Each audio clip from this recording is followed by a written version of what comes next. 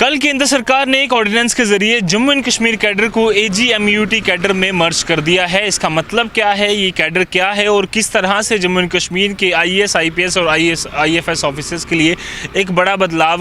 केंद्र सरकार ने किया है, उस पर हम इस वीडियो में डिटेल में चर्चा करेंगे। दरअसल कल एक ऑर्डिनेंस के जरिए, क्योंकि अभी विंटर सेशन पार्लियामेंट का नहीं चल रहा है और आम प्रक्रिया होती, आम दिन होते, तो विंटर सेशन में ये पहले बिल जो है वो एक तरीके का पेश किया जाता, पर ऑर्डिनेंस पास करना पड़ा क्योंकि AGMT कैडर को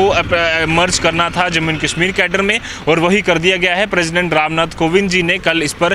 जो है हस्ताक्षर किए और ऑर्डिनेंस अप्रूव हो गया, और उसके बाद जम्मू एंड कश्मीर और अलग अलग विभागों को ये ऑर्डर जो है वो भेज दिया गया है। मसलन के तौर पर रेलवेज़, इसके अलावा जो बाकी मिनिस्ट्रीज़ हैं जिसमें defence, commerce, customs and excise, post, telecommunication etcetera, इन सब को जो है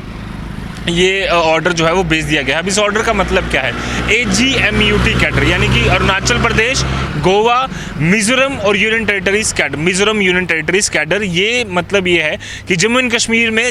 कश्मीर कैडर के Indian administrative services officers, Indian police services officers और इंडियन फॉरेस्ट सर्विसेज ऑफिसर्स, ये तीनों जो देश की सबसे बड़ी सर्विसेज हैं जिनका कैडर जम्मू एंड कश्मीर था, अब वो जितनी यूनियन टेरिटरीज़ हैं टोटल मिलाकर, जो पहले 7 थी, उसके बाद 5 अगस्त 2019 के बाद 9 हो चुकी हैं, जिसमें दिल्ली, चंडीगढ़, लक्षद्वीप, उसके अलावा Andaman Nicobar island, Pondicherry, Daman and Diu, और इसके अलावा जो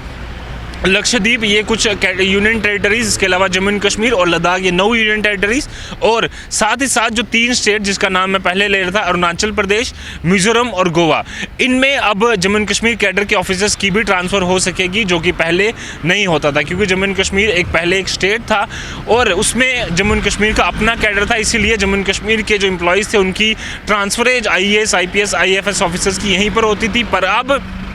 इन सब की ट्रांसफ़र जो है वो बाहर हो सकती है। इसमें एक और चीज़ जो देखने वाली है वो ये है कि Jammu and Kashmir reorganisation bill जब लाया गया, उसमें ही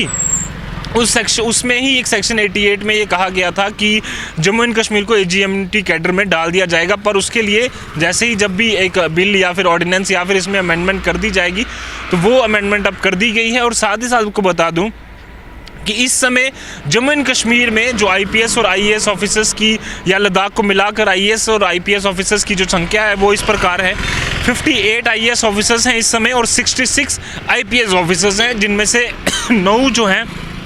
IAS ऑफिसर्स वो या तो सेंटर की डेपुटेशन पे हैं या फिर सस्पेंशन में है। दूसरा, जो 66 IPS ऑफिसर्स हैं उनमें से 16 या तो सस्पेंशन में है या फिर उनका डेपुटेशन में है केंद्र की। पर जम्मू एंड कश्मीर में IAS और IPS ऑफिसर्स की कुल संख्या जो सैंक्शन संख्या है जितनी होनी चाहिए वो है IAS ऑफिसर्स की 137 और IPS ऑफिसर्स की 147, यानी कि जितनी हमारी स्ट्रेंथ है उसके मुकाबले भी जम्मू एंड कश्मीर में फ़िलहाल IAS, IPS ऑफिसर जो हैं उसकी कमी है। उसी कमी को देखते हुए उसको पूरा करने के लिए ये जो एक AGMT cadre, Jammu and Kashmir cadre को AGMT कैडर में मर्ज किया गया है, वो एक बड़ी पहल जो है वो हो सकती है, क्योंकि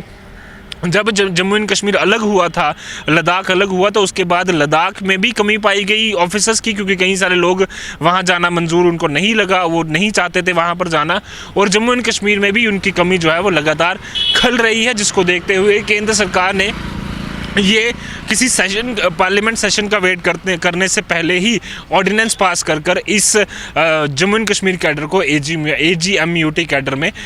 मर्ज कर दिया है। और अब जम्मू एंड कश्मीर के जो IAS, IPS और IFS ऑफिसर्स हैं 9 यूनियन टेरिटरीज के साथ साथ अरुणाचल प्रदेश, मिजोरम और गोवा में भी उनकी ट्रांसफ़रें हो सकती हैं, बाहर से यहाँ भी आ सकते हैं और यहाँ वाले बाहर भी जा सकते हैं। कैमरामैन कमल सिंह के साथ Ajat Vora, the News Now, Jammu.